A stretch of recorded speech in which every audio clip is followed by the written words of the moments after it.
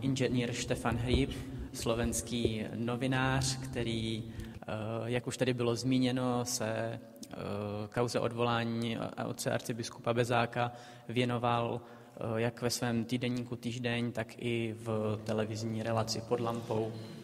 A také je autorem knižního rozhovoru Medzi nebom a peklom. Tak prosím. Ďakujem za pozvanie. Najprv poviem takú jednu vec. Ja nemám rád na katolíkoch dve veci. Na časti katolíkov nemám rád, že sú takí nadradení a tvária sa na viac, než naozaj sú. A na druhej časti katolíkov nemám rád, že sú príliš skromní. Hovorím to preto, že teraz ste tu počuli pána Kodeta a jeho taký úchvatný prejav. Ja som ho pozval do lampy a on povedal, že nemôže prísť, lebo že on na to nemá. No.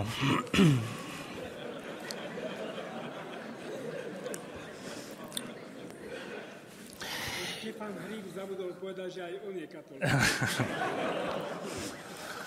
Ja patrím k tej skromnejšej časti. Ja som dostal zadanie, že ako kauza Bezák zmenila vnímanie cirkvi na Slovensku. Tak musím najprv povedať troška z takej dávnejšej histórie. Ja som vyrastal počas komunizmu a počas komunizmu obraz cirkvi na Slovensku bol veľmi ovplyvnený Tisovým slovenským štátom. To bol obraz cirkvi, ktorá je priateľská s Hitlerom. To bol obraz cirkvi, ktorá je mocenská, ktorej nevadí totalita.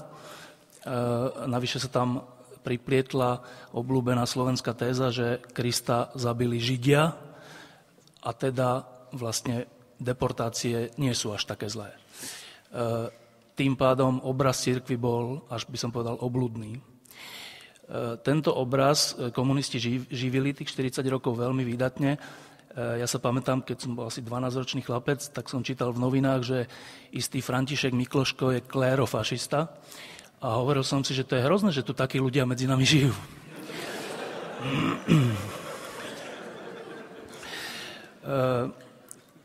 Zdalo sa v tom čase, že nielen, že komunizmus nepadne, ale že tento obraz cirkvi je nenapraviteľný, že to tak už bude navždy. Ale paradoxne v tom istom období sa začal, skoro by som povedal nechtiac, vytvárať aj úplne opačný obraz cirkvi, teda cirkvi, ktorá je založená na pravde a na láske. To sa stalo tak, že pribúdalo ľudí, ktorí za svoju vieru trpeli. Zase, ja som vyrastal v Petržalke na sídlisku a v jednom z tých domov žil taký vtedy starší pán, skromný, hovoril sa, že je robotník a my sme všetci vedeli, že to je človek, ktorý bol vo väzení dlhé roky preto, čo si myslí. Nám nič nehovorilo jeho meno, ale nejakým spôsobom sme si to vážili, hoci my sme boli neveriaci chalani, ale nejakým spôsobom sme si to vážili. Ten človek sa teda volal Ján Korec. A vedeli sme, že zase cez Dunaj v meste existuje nejaký človek, ktorý preto, čo si myslí, bol v uránových baniach v Jáchymove. A zase my sme nechodili do jeho kostola, ale nejakým spôsobom sme si to hlboko vážili. Ten človek sa volal Anton Srholec.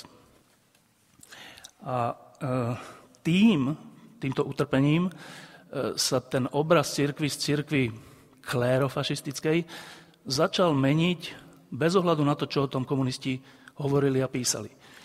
O tomto sa nepísalo, ale o to by som povedal, účinnejšie sa to šírilo aj medzi nami, vtedy neveriacimi chalanmi. Tak sa stalo, že keď prišiel 89. rok, tak bolo úplne prirodzené, že na tých námestiach a na tribúnach vystúpil napríklad Anton Srholec. Nikoho z nás nenapadlo, že tu hrozí nejaký klérofašizmus. Naopak, na tribúne vystúpil aj Ján Sokol a nikto ho nevypískal, hoci sme vedeli, že to bol ešte taký kompromis medzi komunistami a vtedajšou cirkvou, že sa on stal biskupom ešte predtým, ale nevypískali sme ho.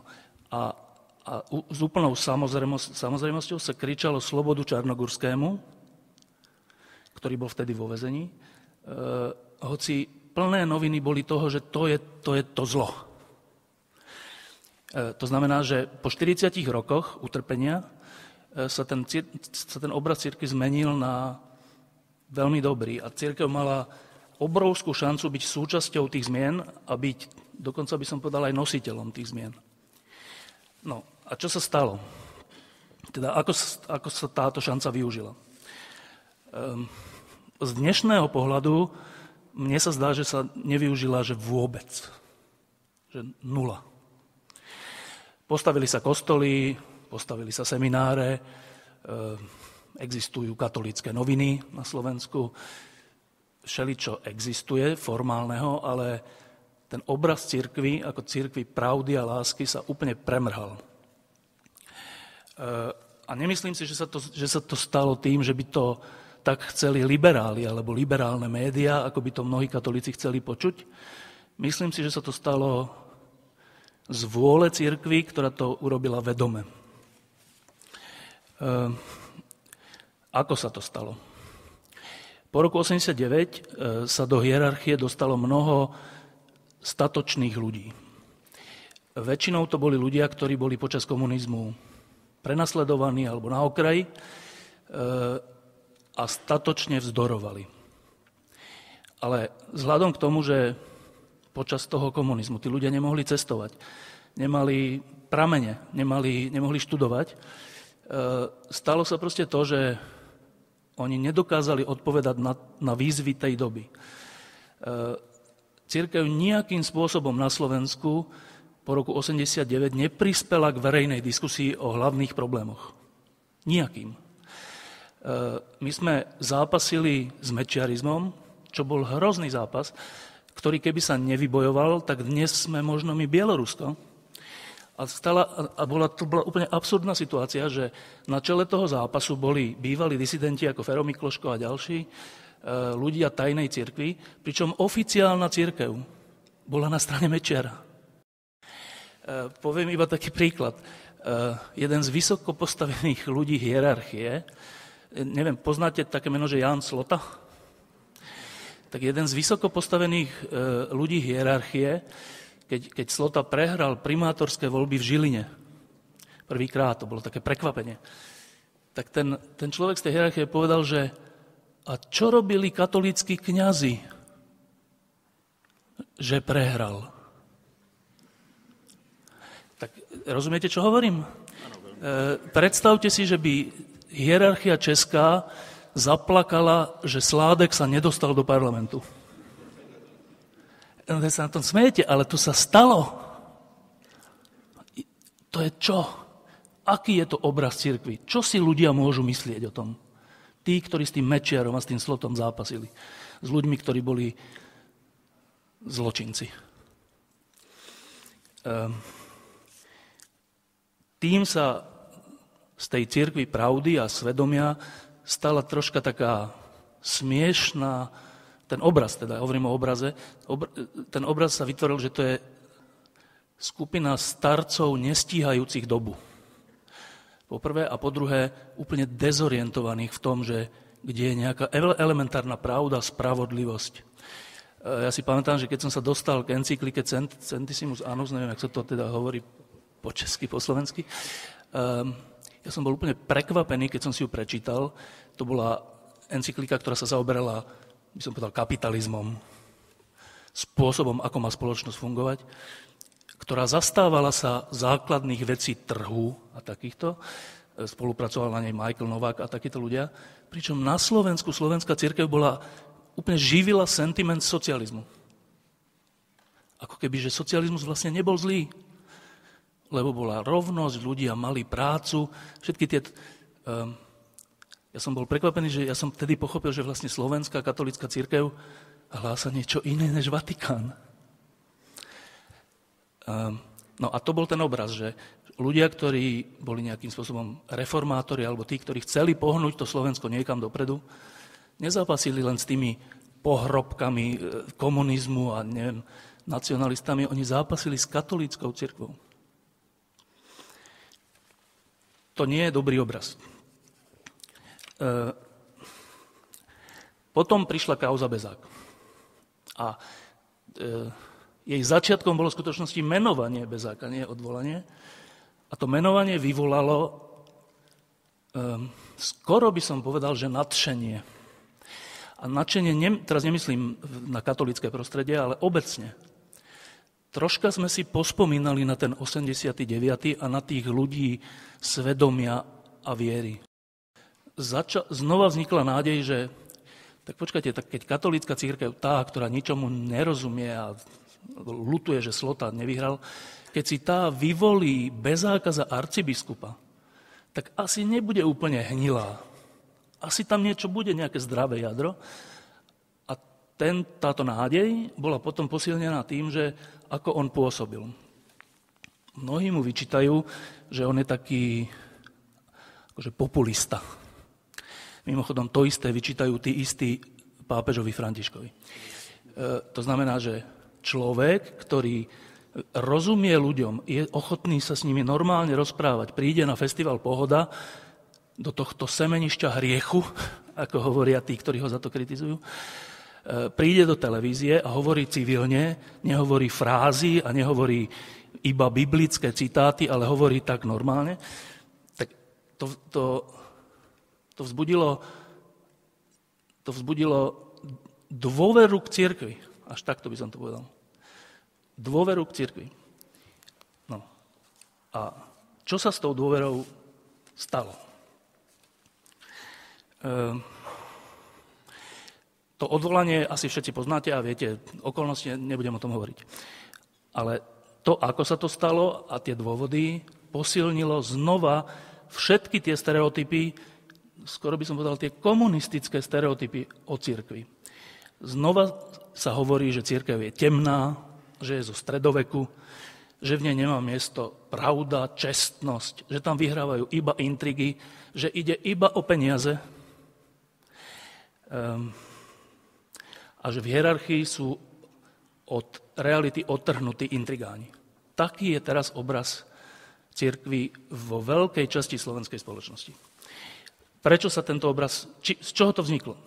Vzniklo to z tých trápnych otázok, ktoré Bezák dostal. Ja keď som si prečítal tie otázky, tak som si najprv myslel, že to je vtip. Že to nemôžu byť tie otázky, že ukážte mi tie naozajstné otázky. Potom som zistil, že nie, že to sú naozajstné otázky. Že či sa on sprchuje v sprchách. Čo ja mám povedať svojim kamarátom v médiách? Čo im mám na to povedať? Veď to je jak z talianskej komédie, ale to je realita. To nie je komédia. Prvá vec. Druhá vec. Keď sa to stalo, tak arcibiskup Zvolenský, myslím, povedal, že tým sa cirkev očistila. Zase, no tak predstavte si ľudí, ktorí nejakým spôsobom uvažujú o cirkvi. Nie sú proticirkevní. Nie všetci ľudia, ktorí nechodia do cirkvi, sú proticirkevní. Sú aj takí, ktorí sú uvažujúci. Sú aj takí, ktorí možno zvažujú, že by tam išli. Čo si majú myslieť, keď za takýchto okolností povie arcibiskup Zvolenský, že týmto sa cirkev očistila. Čiže čo, že Bezák bol špina? Či čo? Tretia vec, aspoň ilúzia panovala, že dobre, že tí biskupy v konferencii biskupov Slovenska, že to sú aspoň teda, že nejakí kamoši. Teraz odvolajú jedného z nich za týchto okolností a nenašiel sa jediný, ktorý by sa ho zastal. Že ani jeden.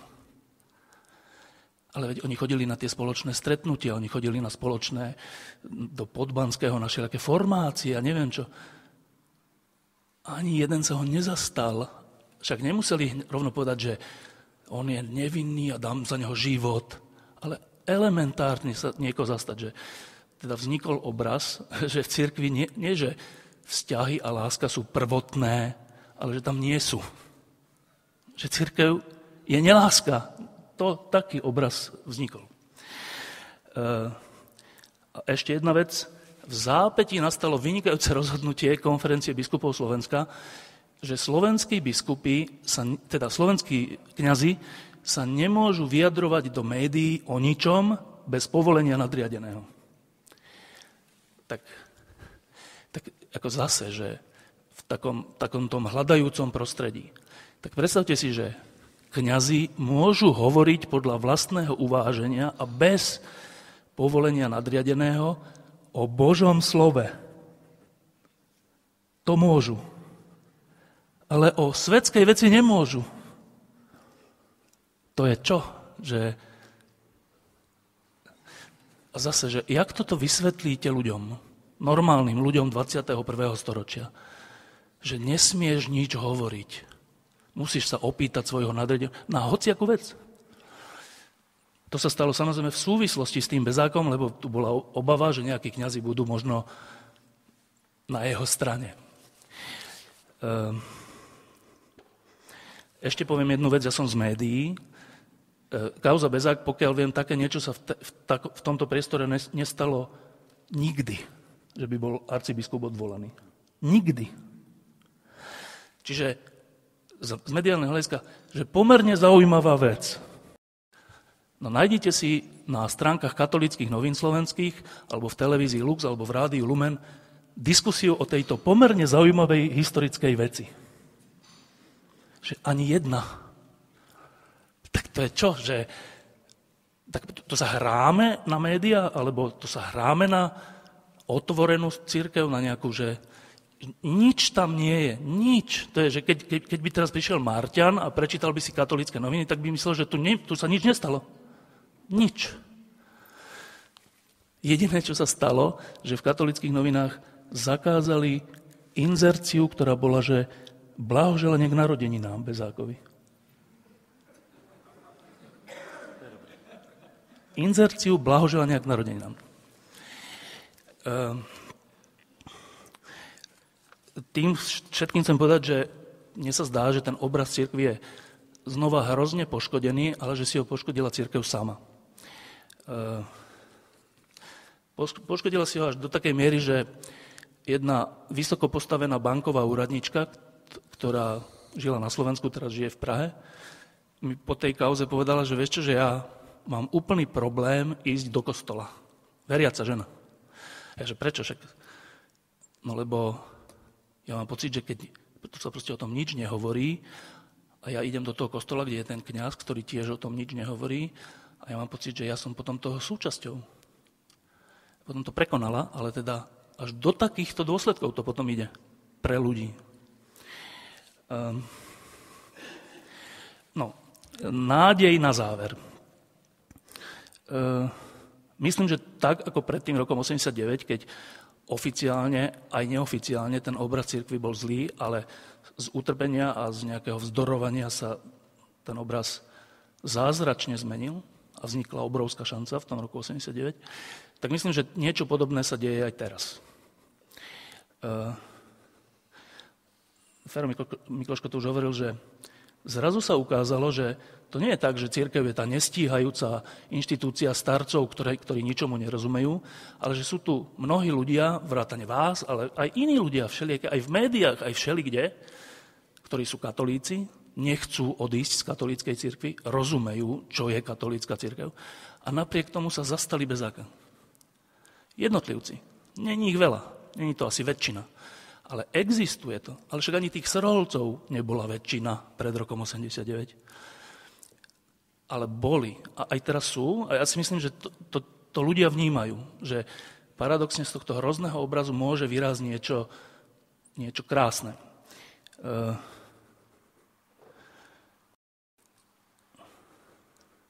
To, že sa ľudia zastali odvolaného biskupa, je tak ako to odvolanie podľa mňa nikdy v histórii sa nestalo, tak možno aj toto sa nikdy v histórii nestalo. Že ľudia sa, a to sa nepostavili, že proti pápežovi, ale že postavili sa za nejakú elementárnu spravodlivosť, za blížneho. Ani nie, že za biskupa, ale že za blížneho. A z toho si myslím, že môže niečo vyrásť. Možno sa to nepodarí, neviem. Možno to bude niečo podobné ako pred tým rokom 89, že bude tu tá oficiálna cirkev týchto nestíhajúcich starcov ako obraz a popri tom bude vznikať niečo také paralelné, ako bola vtedy tajná cirkev, a vtedy sa vzdorovalo Pace in Terris, teraz sa bude možno vzdorovať, že oficiálnej cirkvi. Takto. Neviem. Ale myslím, že napriek tým hrozným jednotlivostiam a faktom si myslím, že z tohto utrpenia a z týchto krívd môže vyrásť nová šanca pre katolícku cirkev na Slovensku taká, akú sme mali v roku 1989. Ďakujem za pozornosť.